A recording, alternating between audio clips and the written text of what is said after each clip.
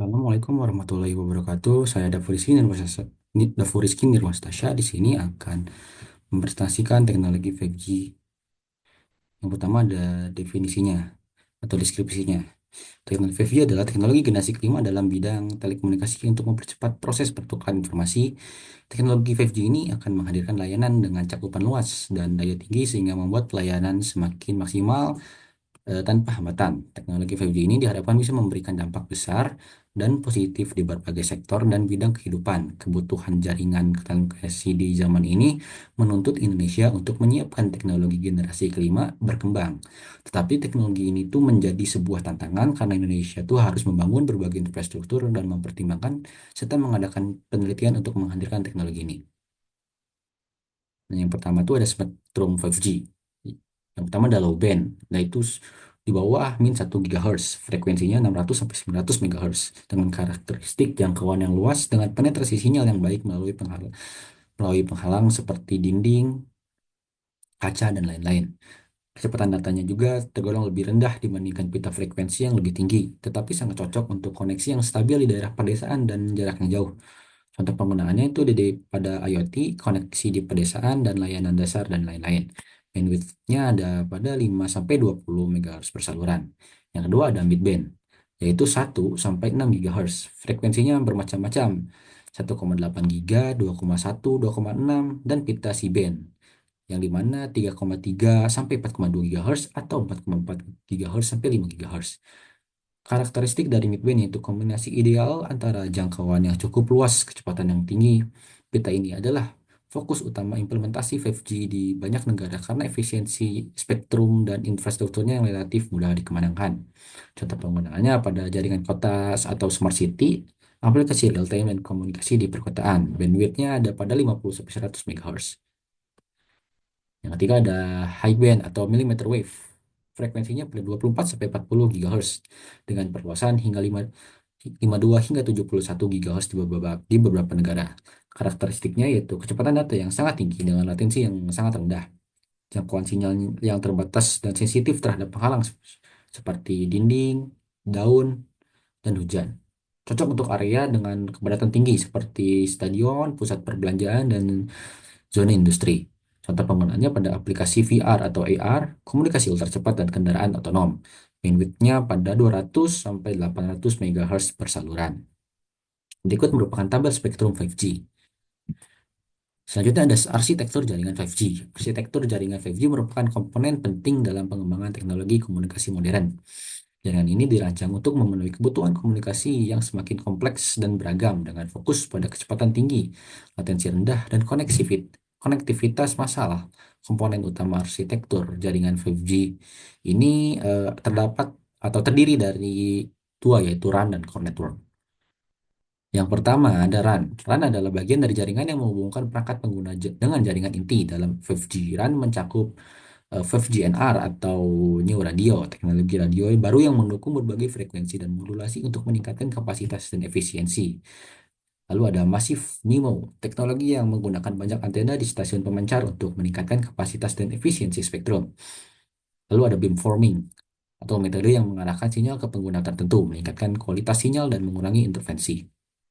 Berikut adalah gambar dari jaringan RAN. Selanjutnya ada Core Network.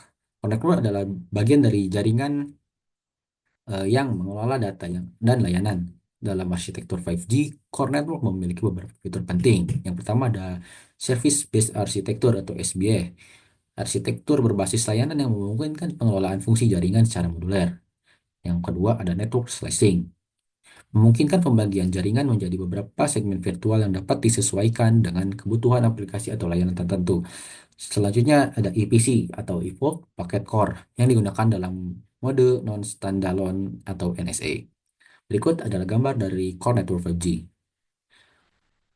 Nah, selanjutnya ada metode dari 5G itu sendiri. Yang pertama ada FDM atau Orthogonal Frequency Division Multiplexing. Prinsip dasarnya yaitu teknik modulasi yang membagi saluran frekuensi menjadi banyak subkarrier ortogonal untuk mengirim data secara paralel. Yang kedua ada Massive MIMO atau Multiple Input, Multiple Output. Prinsip dasarnya itu menggunakan banyak antena mendukung komunikasi simultan ke beberapa perangkat MU-MO. MIMO. Lalu ada beamforming. Prinsip dasarnya itu memfokuskan sinyal ke arah tertentu menggunakan teknik pemersaian antena. Nah, di sini adalah keunggulannya mengurangi interferensi dan meningkatkan efisiensi spektrum. Lalu ada millimeter wave communication. Prinsip dasarnya menggunakan frekuensi tinggi, yaitu 24 GHz sampai 71 GHz untuk kecepatan data tinggi. Lalu ada network slicing, yaitu membagi jaringan fisik menjadi beberapa jaringan virtual untuk aplikasi tertentu. Lalu ada URLLC atau Ultra Reliable Low Latency Communication, yaitu memastikan latensi rendah, kurang dari 1 ms dan keandalan yang tinggi. Lalu ada Dynamic Spectrum Sharing atau DSS. Prinsip dasarnya yaitu memungkinkan 4G dan 5G berbagi spektrum secara dinamis. Lalu ada MMTC atau Massive Machine Type Communication. Prinsip dasarnya yaitu mendukung koneksi simultan untuk jutaan perangkat IoT. Lalu ada fitur-fitur 5G. Fitur yang pertama yaitu kecepatan yang tinggi, memungkinkan transfer data yang sangat cepat, mendukung aplikasi bandwidth tinggi seperti video definisi tinggi. Yang kedua, latensi yang rendah, mengurangi waktu tunda dalam komunikasi data, penting untuk aplikasi real time seperti game online dan kendaraan otonom. Lalu yang ketiga ada konektivitas massal, mendukung koneksi simultan untuk jutaan perangkat IoT dan memungkinkan mengembangkan smart cities dan sistem otomatis industri. Selanjutnya ada jangkauan link budget 5G. Perhitungan link budget memiliki peran penting pada sistem komunikasi seluler. Data yang didapatkan dalam perhitungan link budget diantaranya adalah nilai tingkat sinyal penerima atau receive signal level atau RSL yang didapatkan dari menghitung parameter path loss. Model propagasi digunakan untuk memprediksi kekuatan sinyal yang diterima oleh receiver pada jarak tertentu terhadap pemancar. Model propagasi yang memprediksi kekuatan sinyal pada receiver dengan jarak pemisah tertentu antara pemancar atau penerima atau TR dan berguna dalam memprediksi area jangkauan radio pemancar. Model propagasi berguna untuk memprediksi redaman sinyal atau path loss. Berikut merupakan rumus link budget, yang dimana PT adalah daya transmisi, satuannya dBm, GT atau gain antena pemancar, satuannya dBi, GR juga satuannya dBi atau gain antena penerima. Lalu ada LF, kerugian jalur, satuannya adalah dB, termasuk kerugian akibat penyeberangan sinyal. Lalu ada LM, yaitu kerugian lainnya, termasuk kerugian akibat interferensi, multipath fading, dan faktor lingkungan lainnya. Sekian dari saya, mohon maaf bila ada kesalahan. Assalamualaikum warahmatullahi wabarakatuh.